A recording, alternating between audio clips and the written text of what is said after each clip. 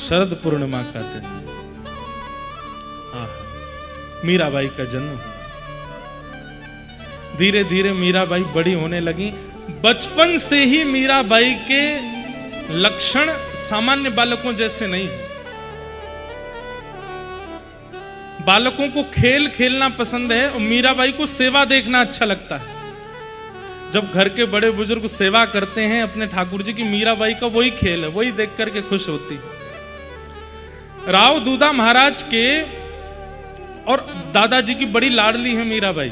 राव दूधा महाराज की बड़ी प्यारी है, बहुत सुंदर चरित्र है, ध्यान से सुनना। तो मीराबाई धीरे धीरे बड़ी होने लगी। मेड़ता में राव दूधा महाराज ने नियम बना रखा है कि कोई भी संत महापुरुष राजस्थान आए उनके लिए द्वार खुले हुए हैं। हमारे राजभवन के बाहर एक संत निवास बना रखा है। जितने भी संत आए वहां आकर के रहिए, खाइए, पीजिए, अपना भजन कीजिए। कोई समय की अवधि नहीं, कितने दिन रुकना है, कितने दिन में जाना है, जैसा कहेंगे वैसी सेवा।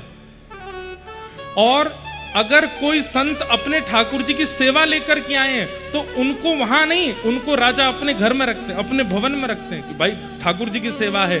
और घर की सारी स्त्रियों को, रानियों को, सबको आज्ञा करते हैं कि एक महाराज जी आए, उनके ठाकुर जी की सेवा, अपरस में भोजन बनाओ, अपरस में सब सामग्री सिद्ध करो। ऐसे श्री राव दूधा जी महाराज। और वैसी ही मिल गई उनको मीरा। मीरा को बहुत सुख मिलता है इन सब चीजों में। कथा होती है, सत्संग होती है, वार्ता होती है, मीराबाई सबसे आगे बैठती है, श्रवण करती है।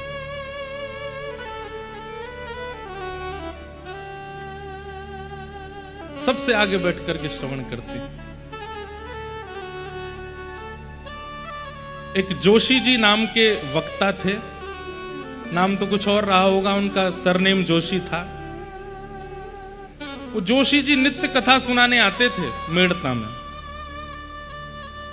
और मीराबाई 4.5-5 साल की लहंगा फरिया पहन करके, सुंदर अपनी पत्रावली बना करके जोशी जी के आने से पहले ही आकर के बैठ जाती है। और सारे घर के लोगों को खींच के लाती है, अपनी माता जी को, पिताजी को, राव दूधा दादाजी को, अपने भैया जयमल को, सबको लेके आते हैं। कथा हो रही है, चलो सुनने। और जो कथा सुनने नहीं आता, मीराबाई 2 दिन उससे फिर बात नहीं करती कि तुम कथा सुनने नहीं आए, हमारी आपसे मित्रता नहीं है। ऐसा ही आप लोग भी किया करो। जो वृंदावन जावे तो मना करे, कथा में आवे तो मना करे, अच्छा अनफ्रेंड कर दो उसको, ब्लॉक मार दो व्हाट्सएप पे। फोन करे, भैया डीपी नहीं दिख रही है, बोले नहीं दिखेगी। क्यों, क्या बात होगी? बोले तुम कथा में नहीं आए, हमने बुलाया फिर भी नहीं आए। मीराबाई ऐसी सबसे आगे बैठ करके कथा सुनती हैं। और ये तो पहला आश्चर्य। और दूसरा आश्चर्य क्या है? जोशी जी कथा सुना रहे हैं और बड़े बुजुर्ग कोई झोंके ले रहे हैं, कोई सो गया है, कोई उबासी ले रहा है, कोई पानी पी रहा है, कोई कुछ कर रहा है, कोई पंखा जल रहा है, कोई पसीना पोंछ रहा है। लेकिन मीराबाई 4.5 वर्ष की लाली, और उसके नेत्रों से आंसू गिरते रहते। कभी अपने आंसू पोंछती है, कभी सिसक सिसक के रोती हैं। राव दूधा जी देखते हैं, लाली तू काय को रोवे, इधर आ। अपनी गोद में बैठा लेते हैं, वहां बेटी बेटी सुनती है, रोती रहती है। कथा विश्राम हुई, सब लोग व्यास मंच पर जाकर के प्रणाम कर रहे थे। तो जोशी जी ने कहा, आप लोगों को कथा समझ में आई? किसी की कोई जिज्ञासा हो तो हमसे पूछ लेना। सब लोग बोले नहीं नहीं, हमें तो समझ आ गई, कोई जिज्ञासा नहीं है। जोशी जी एक एक आदमी से पूछ रहे हैं, कथा समझ में आई? सब कह रहे हैं हाँ बहुत बढ़िया कथा। लेकिन मीरा दूर से आ रही है, बोले मैं पूछूंगी। राव दूधा जी से कहती हैं, दादाजी व्यास जी से कहो मुझे कुछ पूछना है।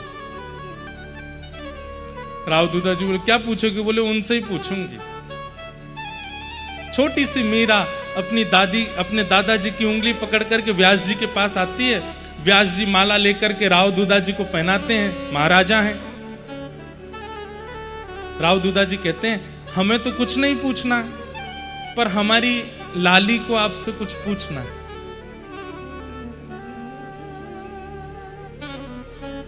जोशी जी कहते हैं ये लाली पूछेगी? बोले हाँ। अच्छा लाली बड़ी प्यारी है, ऐसे गाल पकड़ लेते हैं, सिर पे हाथ, जैसे छोटे बच्चों से व्यवहार होता वैसे। और जोशी जी को बिल्कुल मतलब उधर ध्यान नहीं है, वो क्या पूछेगी ज्यादा से ज्यादा, तो थोड़े बहुत कुछ बात पूछ लेगी। अपनी पोती समेटने लगे, ठाकुर जी रखने लगे। हाँ लाली पूछो क्या बात है। कोई इतना विशेष उसके प्रति भाव नहीं था जोशी जी का। और मीरा धीरे से आती हैं और व्यासपीठ पर दोनों हाथ रखे, पलकें झपक नहीं रही हैं, आंखों से आंसू गिर रहे हैं। और मीरा कह रही हैं, जोशी जी आप रोज आकर के जिन गिरधर की कथा यहां सुनाते हैं, वो गिरधर मुझे कब मिलेंगे ये बताओ। जब मीराबाई ने ये प्रश्न किया, जोशी जी ने जब मीरा की ओर देखा तो अपने आप को व्यासपीठ पर बैठे हुए भी अत्यंत नीचा समझने लगे। इतने वर्ष हो गए मुझे कथा करते हुए, इतने वर्ष हो गए कथा सुनाते हुए, ये प्रश्न तो मेरे मन में भी कभी नहीं आया कि जिनकी मैं कथा सुनाता हूं वो मुझे कब मिलेंगे। और मीराबाई एक छोड़ पकड़ लेती है धोती का और पकड़ करके खींच के पूछ रही है, जिनकी आप कथा सुनाते हो वो कब मिलेंगे। जोशी जी के नेत्र सजल, राव दूधा जी के नेत्र सजल, मीराबाई को तुरंत उठा करके अपने गोद में बैठा लेते हैं और हृदय से लगा करके सजल नेत्रों से जोशी जी कहते हैं, मीरा तुझे कब मिलेंगे ये तो मुझे नहीं पता, पर तेरी भावना से, तेरे विचारों से, तेरे स्वभाव से ऐसा मैं कह सकता हूं कि तेरी वजह से हजारों को मिलेंगे, तेरे कारण हजारों को कृष्ण मिलेंगे। मीराबाई कहती मुझे मिलेंगे ना। हाँ मिलेंगे लाली, क्यों नहीं मिलेंगे, बस आप कह दो कि मिलेंगे। हाँ मिलेंगे। जा रही हैं उतर करके फिर पीछे, मिलेंगे ना मुझको। बोले हाँ मिलेंगे। वो जैसे लीला करते हैं व्रज में, मेरे साथ भी करेंगे ना। बोले हाँ करेंगे, मैं तैयारी कर लूं, मटकी मंगा लूं, मक्खन निकाल लूं, दही की व्यवस्था कर ले, जा कर ले। दौड़ करके जाती है मीराबाई अपनी माँ के पास, मक्खन निकालो, दही मंगाओ, छीके पर टांग दो। क्यों? जोशी जी बोल के गए हैं गिरधर आएंगे, मेरे पास आएंगे। कथा सुनते सुनते हम लोगों का जीवन निकल रहा है, ऐसा विश्वास, ऐसी भावना हमारे चित्त में कभी नहीं आई। ऐसे ही नहीं मीरा बन गई वो, उनका भाव तो देखो।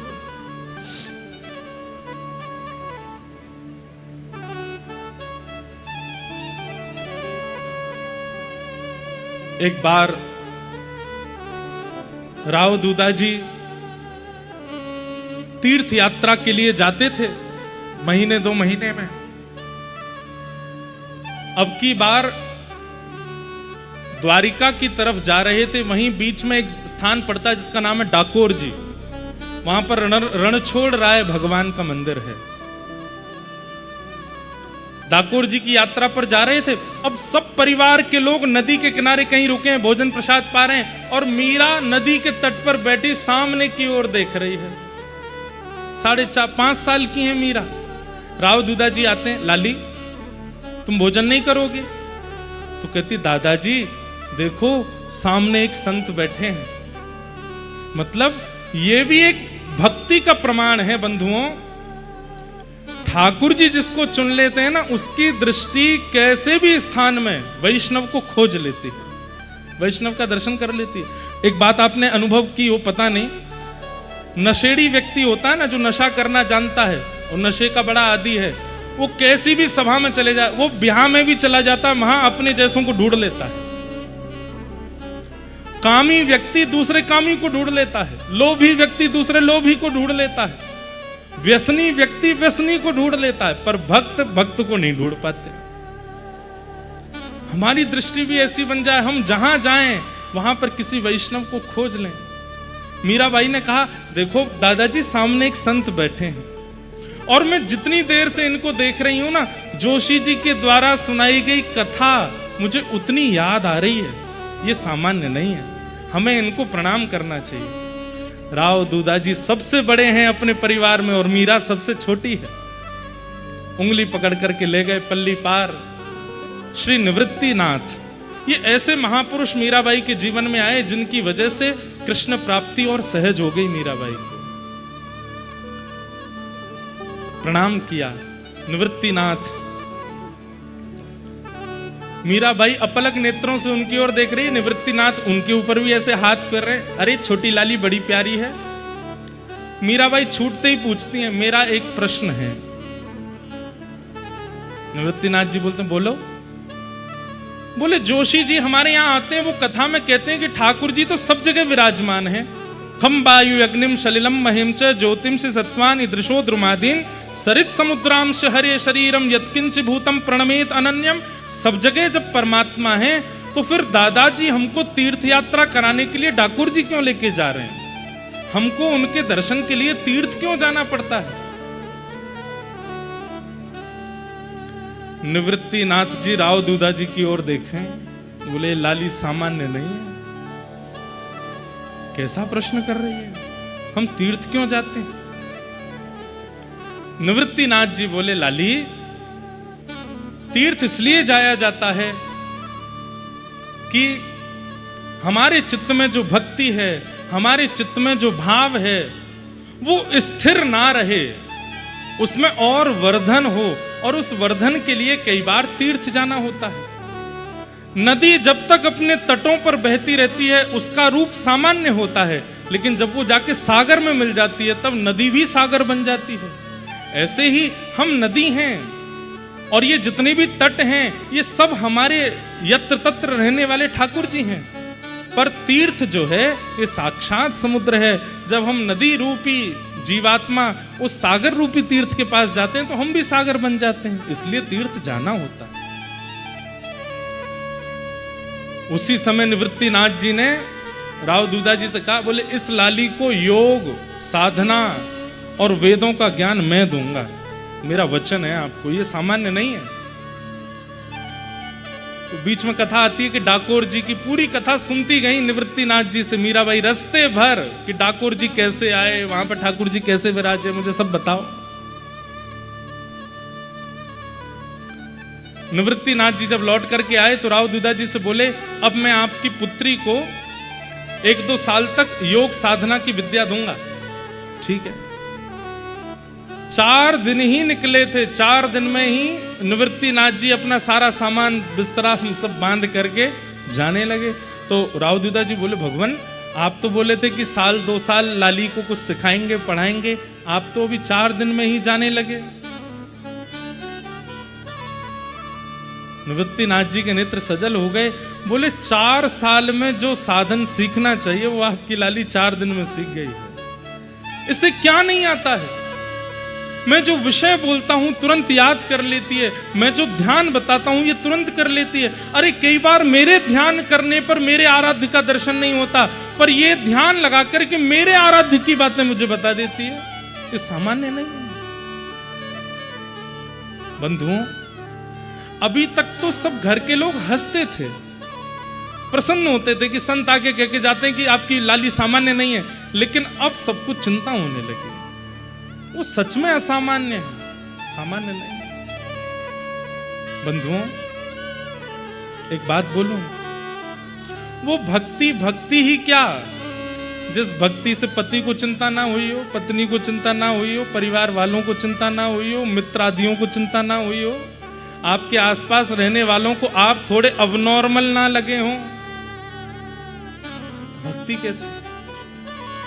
सत्य बता रहे हैं हम। जब हमारे पास माता पिता आते हैं ना, महाराज जी ये लाला को समझाओ आप, ये तो ऐसा हो गया है, मन से मुझे बड़ी प्रसन्नता होती है। चलो चिंता हो रही है, इसका मतलब भक्ति अच्छी है। संसारी लोगों को आप अपने से विलग दिखने लगोगे, अपने से विचित्र दिखने लगोगे।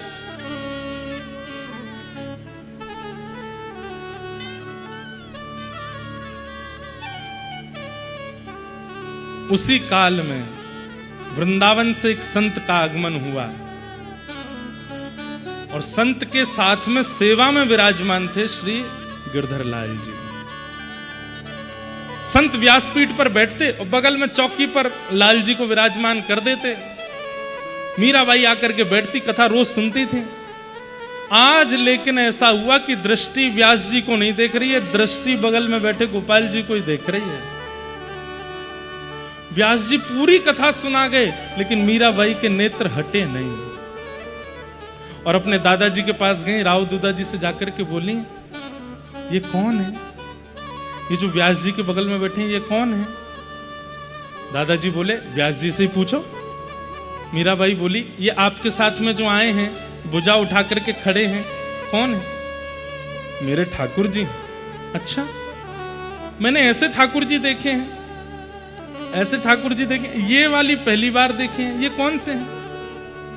अरे, जब व्रज में इंद्र ने खूब वर्षा की थी, तब व्रजेंद्र नंदन श्री कृष्ण ने 7 कोस लंबे चौड़े गिरिराज पर्वत को अपनी इकन्नी उंगली पर धारण किया था और उसी समय पूरे व्रजमंडल ने उनको गिरधारी कहकर के बुलाया। ये वही गिरधर लाल है।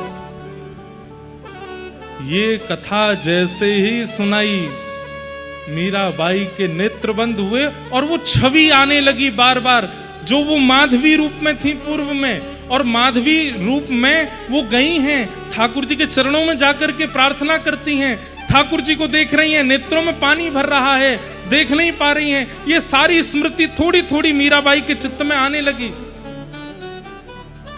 मीराबाई तो जैसे 5-6 वर्ष की आयु में व्याकुल जैसी हो गई और रोते हुए कहने लगी, ये आपके नहीं है, ये मेरे हैं, और मैं आज से नहीं, इनको वर्षों से जानती हूं। ये मुझसे वचन दिए थे कि ये मेरे पास आएंगे, ये मेरे पास आ गए हैं, अब इनको मुझे दे दो, ये मेरे हो गए, इनको मुझे दे दो। संत घबरा गए।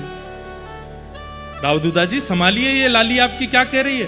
राव दूधा जी आए, मीरा ऐसे नहीं कहते, हमारे ठाकुर जी है ना चतुर्भुज भगवान, उनकी सेवा करेंगे। नहीं, वो आपके हैं, वो परिवार के हैं, ये वाले मेरे हैं, ये जो इनके बगल में बैठे हैं ये मेरे हैं।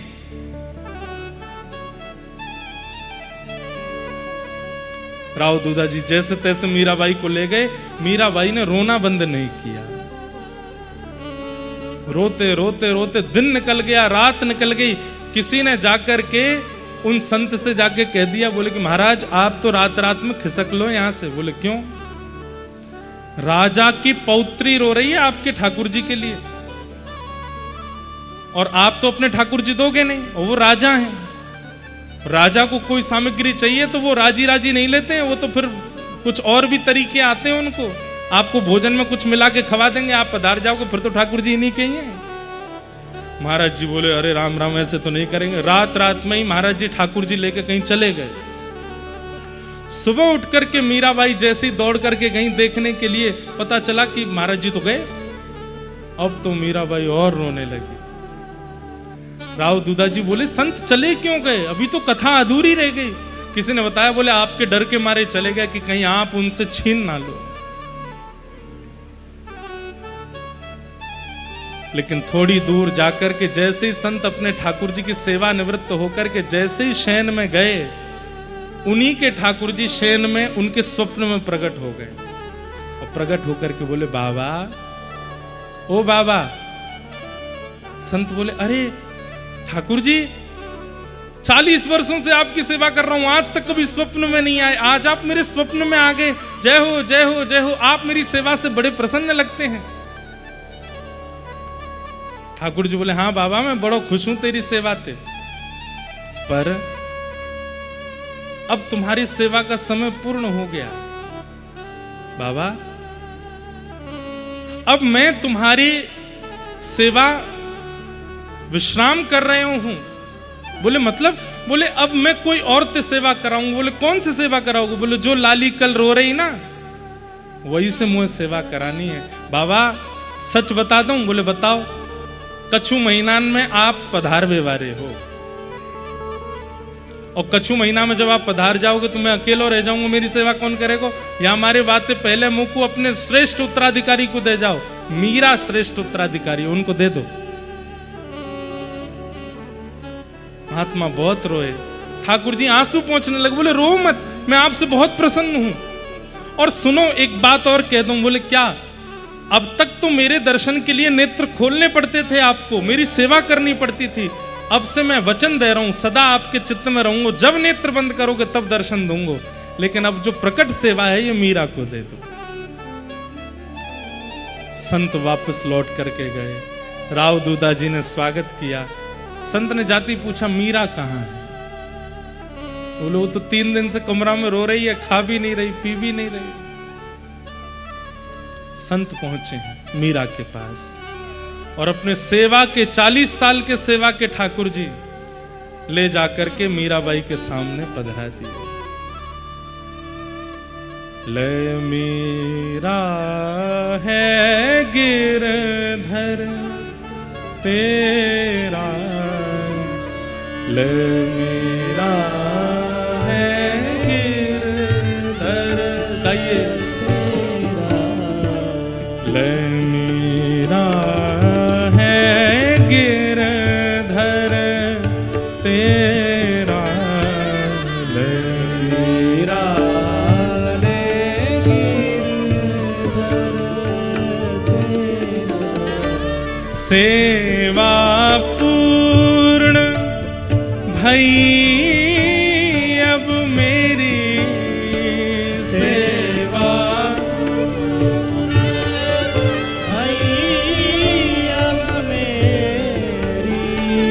सेवा पूर्ण भई अब मेरी, सेवा पूर्ण भई अब मेरी।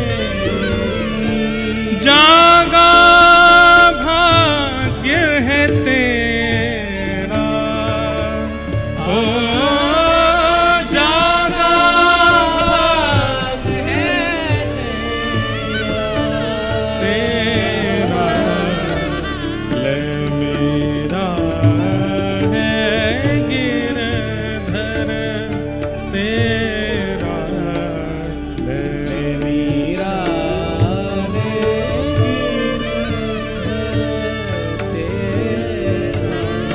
लाली, अब मेरी सेवा पूरी है गई है, अब ले ये तेरे ठाकुर जी। और देते समय संत के भी हाथ कांप रहे हैं, हृदय कांप रहा है। 40 सालों से जिनकी सेवा की है अब वो किसी और को देने पड़ रहे हैं। एक तरफ मीरा अति प्रसन्न है और एक तरफ वो संत जैसे मानो अपने प्राण दे रहे हों। मीराबाई कह रही हैं, आप रोइए मत, मैं आपको वचन देती हूं, मैं बहुत भाव से सेवा करूंगी। आप मुझे बता के जाइए कैसे नियम है, मैं हर नियम का पालन करूंगी, आप बिल्कुल परेशान मत हो। सेवा बड़े भाव सो करियो, सेवा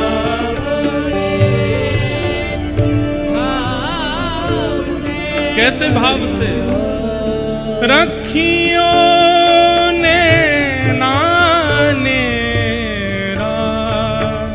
ओ रखियो ने नाने, मतलब अपने नेत्रों के सामने ही रखियो इनको, एक क्षण के लिए भी ये तोते दूर नहीं हो, ऐसी सेवा करियो।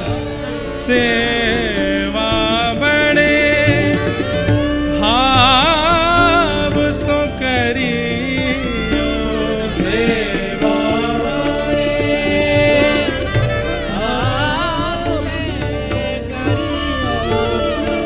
रखियो ने नानेरा, ओ रखियो ने नानेरा।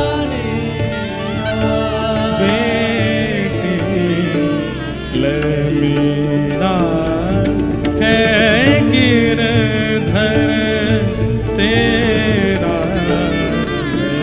मीरा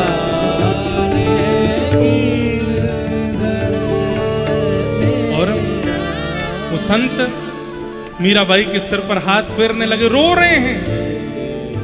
अब मीराबाई हंस तो रही हैं, पर संत के विरह को देख करके वो भी रो रही हैं और बार बार उन संत से लिपट जाती, आप चिंता मत करो, मैं बहुत भाव से सेवा करूंगी। आप बीच बीच में आते रही हो और आप आकर के देखेंगे मैं इतनी सुंदर सेवा करूंगी, आप खुश हो जाएंगे। संत ने पहले तो सिर पर आशीष दिया और जाते जाते मीराबाई के चरणों में प्रणाम करने लगे। मीराबाई घबरा गई, आप मुझे प्रणाम क्यों कर रहे हैं? मैं इस योग्य नहीं हूं, मुझे बहुत ग्लानि हो रही है, आप मुझे प्रणाम मत करो।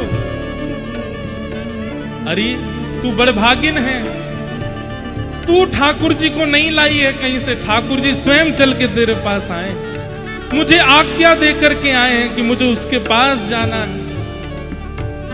सो ही सुहागन प्रिय जाहिरी जे, सो ही सुहागन जाहिरी जे, सो ही सुहागन प्रिय जाहिरी जे,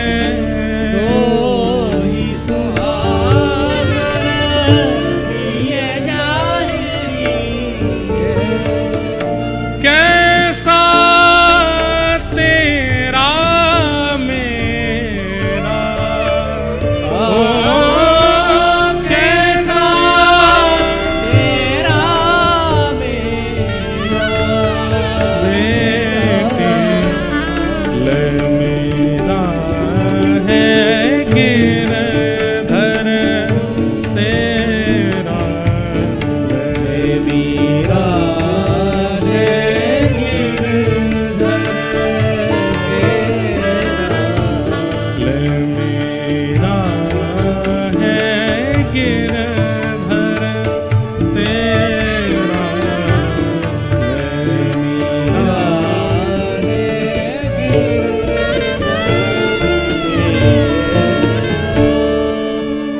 संत ने अपने गिरधर लाल मीराबाई को प्रदान कर दिए। अब मीराबाई रो भी रही है और प्रसन्न भी है। प्रसन्न इसलिए कि ठाकुर जी आ गए, और रो इसलिए रही है कि एक संत अपने जीवन भर की सेवा यहां छोड़ के मेरे पास चले गए। रूठ गई पहले तो ठाकुर जी से, आपकी कैसी लीलाएं हैं, एक को संयोग देते हो, एक को वियोग देते हो, लेकिन मेरी एक बात सुन लो, मुझे वियोग दे के कहीं और मत जाना, मैं नहीं जाने दूंगी आपको। और फिर मन में खुद ही सोचती हैं, ऐसा तो उन संत ने भी सोचा होगा कि वो कहीं नहीं जाने देंगे, लेकिन आज ये आ तो गए मेरे पास, अरे इसका मतलब कल तुम मुझे भी छोड़ के चले जाओगे। और फिर से मीराबाई रोने लगी। अभी बंधुओं मीराबाई की आयु 6-7 वर्ष की है बस। 24 घंटे मीराबाई ठाकुर जी के सामने ही रहती हैं। क्यों? कहीं मुझे छोड़ के चले ना जाए। ये भय बना रहता है उनके चित्त में कि कहीं मुझे छोड़ के दूर हो नहीं जाए। कोई भी काम करती है मीराबाई, उनकी दृष्टि ऐसी रहती है, वो तुरंत झांक करके देखती रहती है, लाला बैठे हैं ना, गिरधर बैठे हैं ना।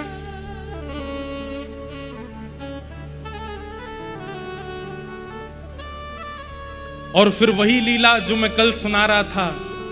एक दिन बारात जा रही थी, मीराबाई ने पूछा ये क्या है माँ? माँ ने बताया ये बारात जा रही है और ये दुल्हा जा रहा है अपनी बींदड़ी को लेने। मीराबाई की जिद हो गई, मैं भी बींदड़ी हूं किसी की? बोले हाँ। मेरे दुल्हा कौन है, मेरे बींद कौन है? पूछते पूछते रात हो गई। माँ बोली तू तो परेशान ही कर देती है मीरा, अरे बताओ ना मेरे बींद कौन है? सामने बैठे गिरधर लाल की ओर इशारा करते हुए मैया कह दे ये हैं तेरे बींद। और बस मीराबाई ने जैसे ही देखा है ठाकुर जी को, उसी छवि रूप को निहारती रहती। बंधुओं, मीराबाई ने अपने जीवन का सबसे पहला पद क्या गाया पता है? जहां से उन्होंने पद गाना शुरू किया, मीराबाई के जीवन में सबसे पहला पद कौन सा आया? बहुत सुंदर पद है और उसके पीछे भी एक लीला है।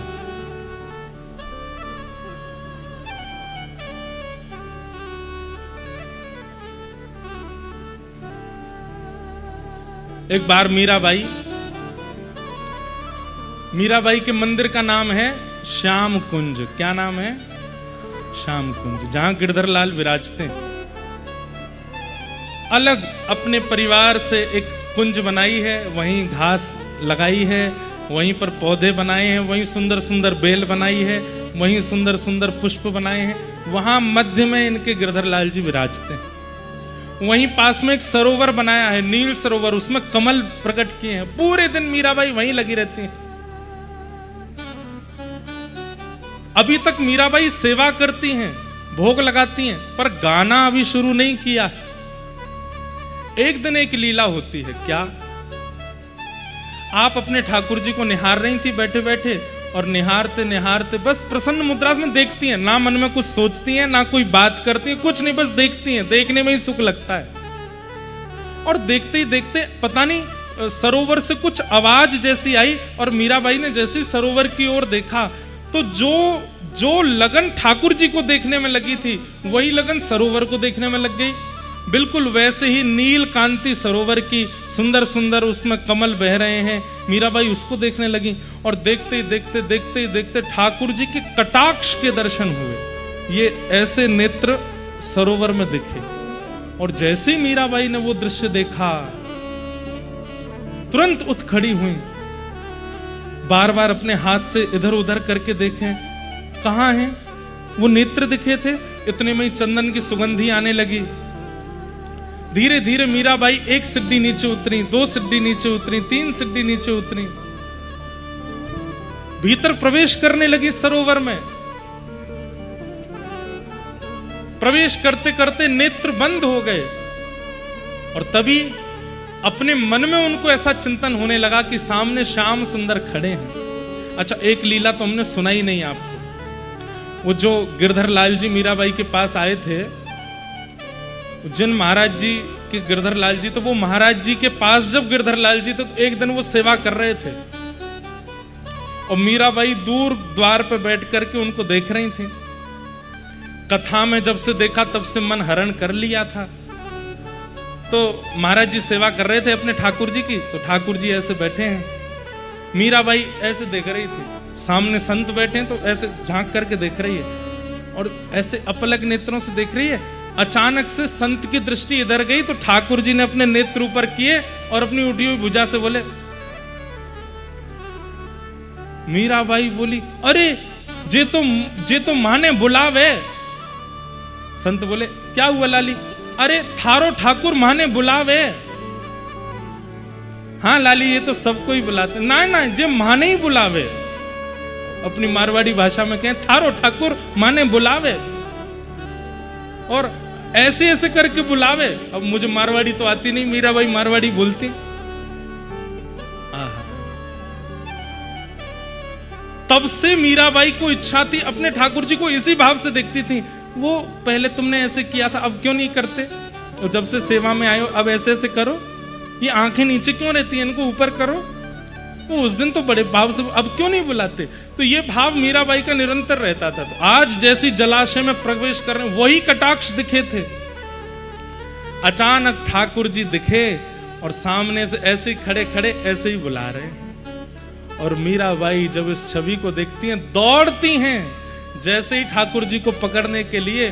अथाह जल है सरोवर का, उसमें मीराबाई डूबने लगती हैं। तभी सखी सहचरियां डूबती हैं, अरे मीरा मीरा मीरा संभालो। दौड़ करके मीराबाई को बाहर लाती हैं। प्रसन्न मुद्रा है, हंस रही हैं। सब लोग होश में लाते हैं। मीराबाई को थोड़ी देर में होश आता है। अरे मीरा, तू पूरी गीली हो गई, सरोवर में डूब रही थी, कहां जा रही थी? आंख बंद करके भीतर प्रवेश कर रही थी। तब मीराबाई ने अपने जीवन का सबसे पहला पद गाया, और ये पद लिखा नहीं है, प्रकट हो गया, अपने आप आया उनके हृदय से। मारे नैना निपट बकट छवि अटके, मारे नैना निपट बकट छवि, ओ मारे नैना निपट बंक छवि अटके, मारे नैना निपट छवि, देखा रूप मदन मोहन देखा रूप मदन मोहन री, देखा रूप मदन मोहन री, देखा रूप मदन मोहन री। पियत पियूखन मटके,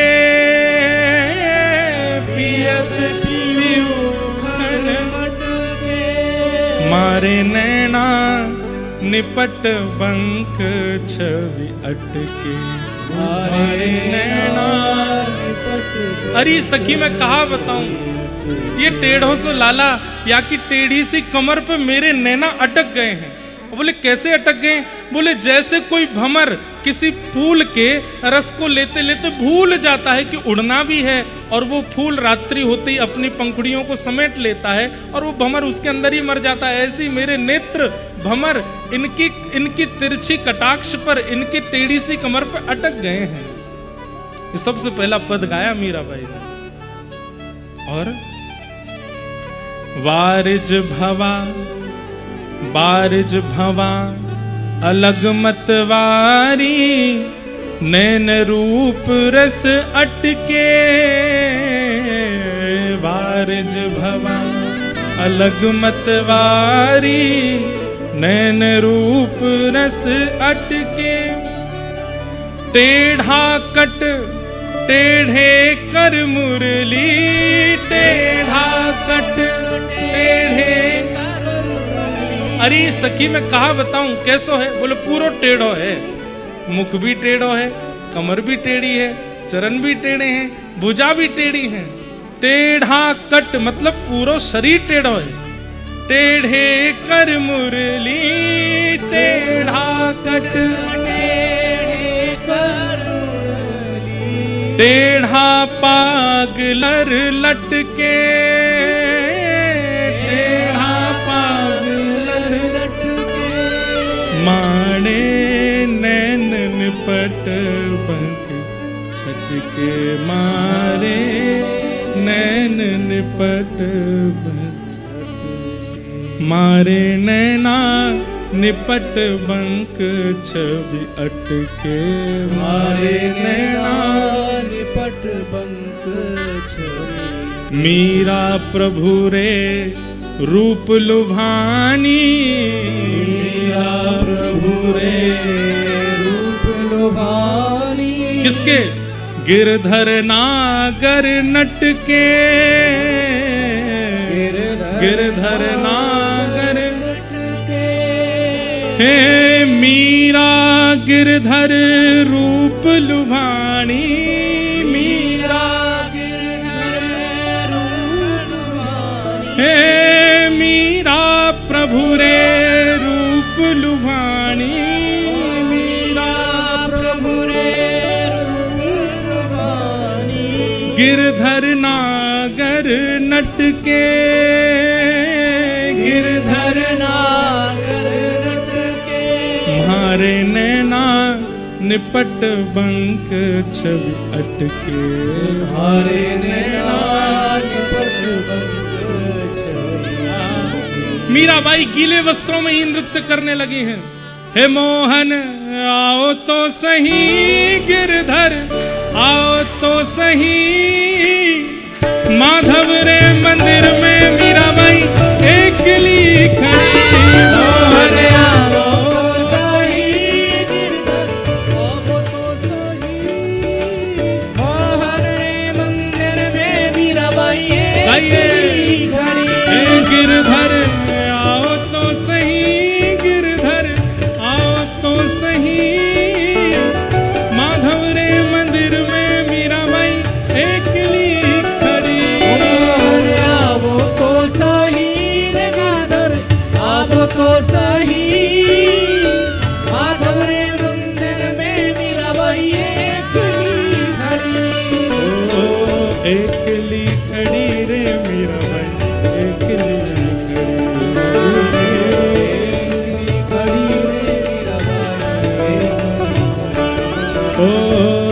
एकली खड़ी रे मीराबाई एकली खड़ी।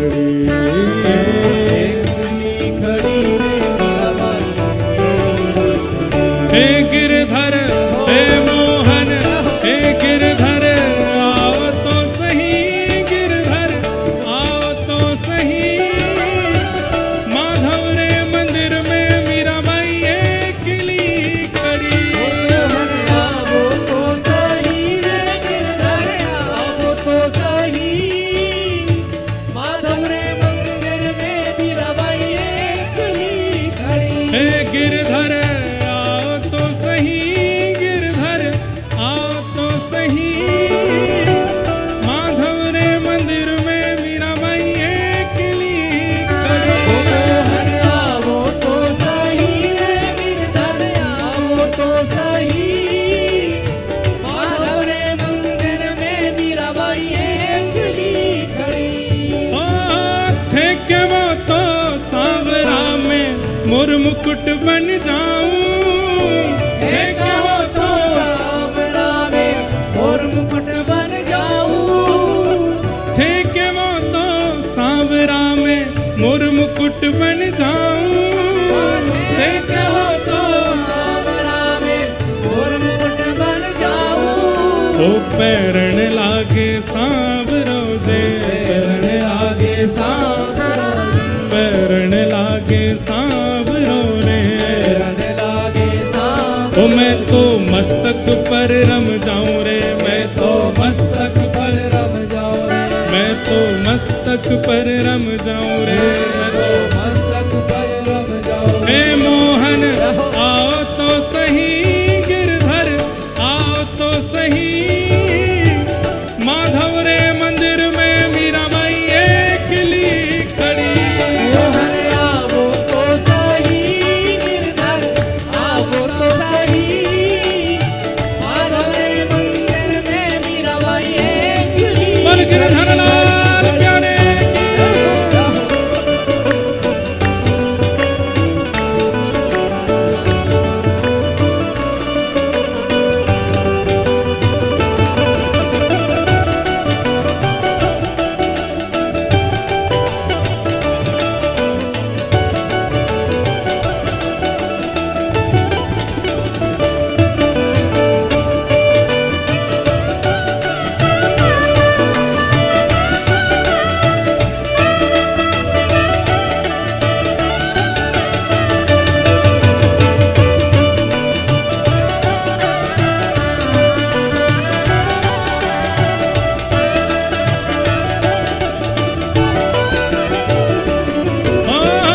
थे के वो तो सांवरा में काजरिया बन जाऊं, थे के वो तो सांवरा में काजरिया बन जाऊं, थे के वो तो सांवरा में काजरिया बन जाऊं, हे कहो तो सांवरा में काजरिया बन जाऊं।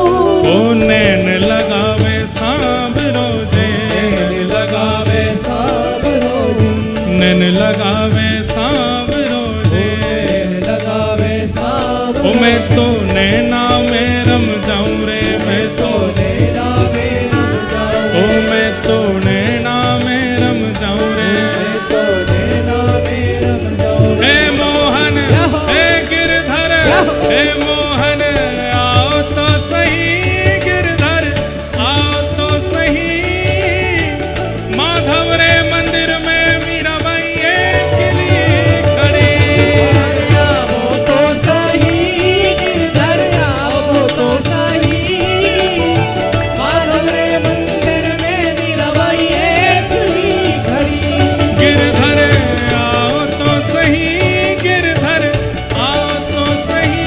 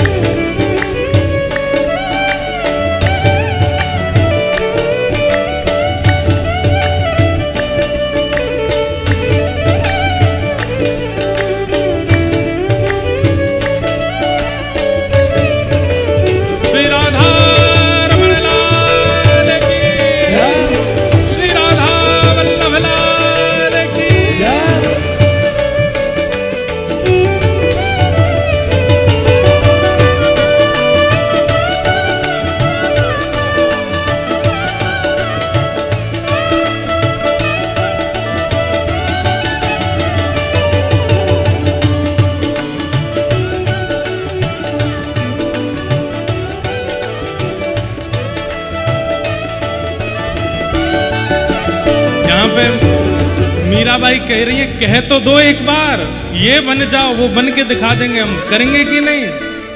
ठाकुर जी अगर कह दें कि ये बन जाओ तो बन जाइयो भैया।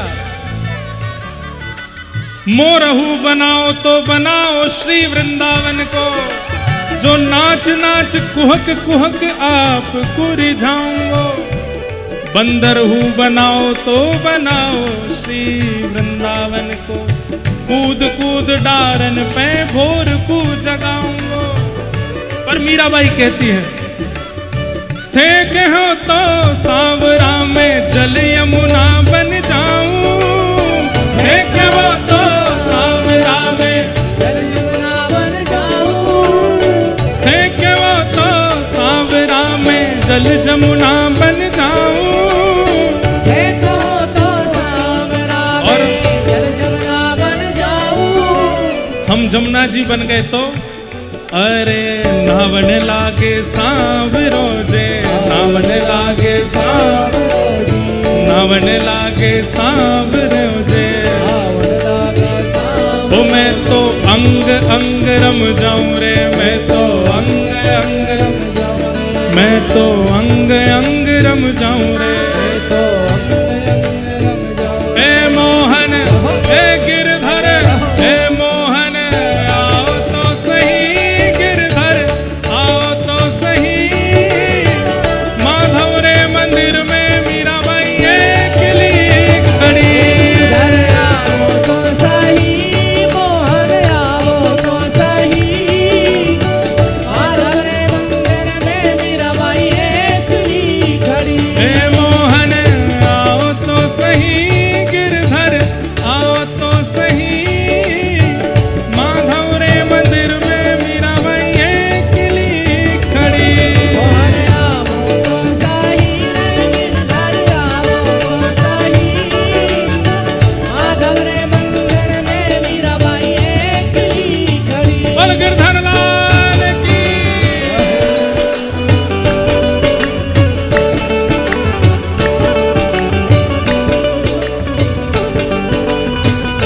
कभी कभी सुनो, एक बात सुनो, कभी कभी हमको आप लोगों से मीठी ईर्ष्या होती है, क्योंकि हम गाते हैं और आप लोग पूरा रस आनंद ले लेते हो, हमको यहीं बैठे रहना पड़ता है। मन तो होता है पर हमारी व्यासपीठ की इच्छा है, इसलिए हमारी तरफ से पूरा आनंद आप ही लो। बोल गिरधर लाल प्यारे की।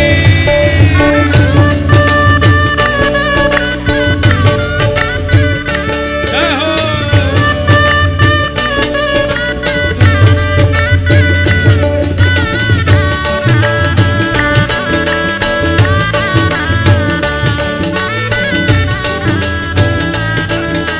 गिरिराज धरणे की।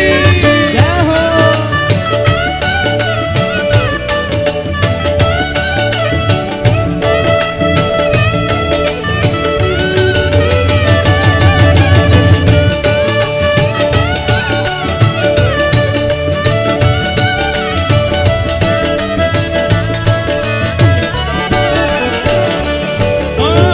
थे के वो तो सांवरा में पुष्पहार बन जाऊं, कहो तो सांवरा में पुष्पहार बन जाऊं, थे के वो तो सांवरा में पुष्पहार बन जाऊं। हे कहो तो सांवरा में पुष्पहार बन जाऊं। एक कंठ लगावे सांवरो जे, कंठ लगावे सांवरो ओ कंठ लगावे सांवरो जे। कंठ लगावे सांवरो। ओ मैं तो हिबड़ा में रम जाऊं रे, मैं तो हिबड़ा में रम जाऊं रे, मैं तो हिबड़ा में रम जाऊं रे। तो हिबड़ा में रम जाऊं रे। हे मोहन हे गिरधर हे मोहन आओ तो सही, गिरधर आओ तो सही। माधव रे मंदिर में मीराबाई अकेली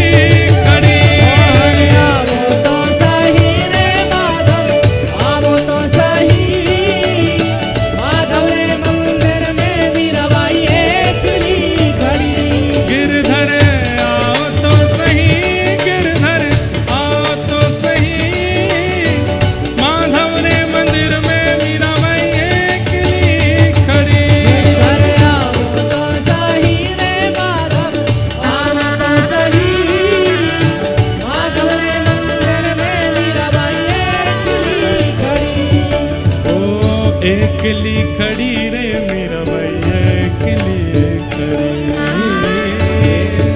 खड़ी रे मीराबाई एकली खड़ी रे मीरा बाई एकली खड़ी।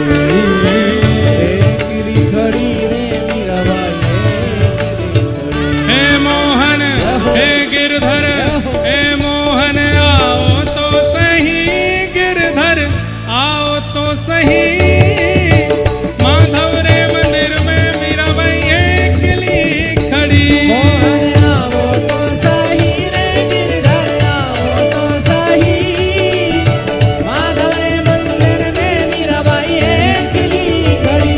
मोहन आओ तो सही गिरधर आओ तो सही माधव रे मंदिर में मीराबाई एकली खड़ी। मोहन आओ तो सही रे गिरधर आओ तो सही माधव रे मंदिर में मीराबाई एकली तारे गिरधर लाल की।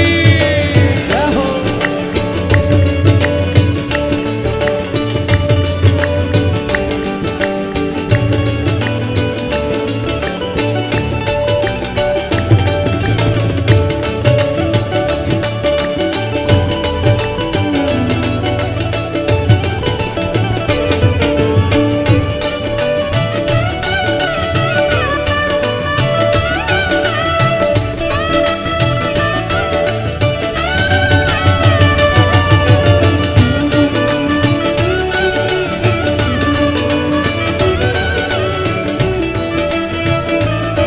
और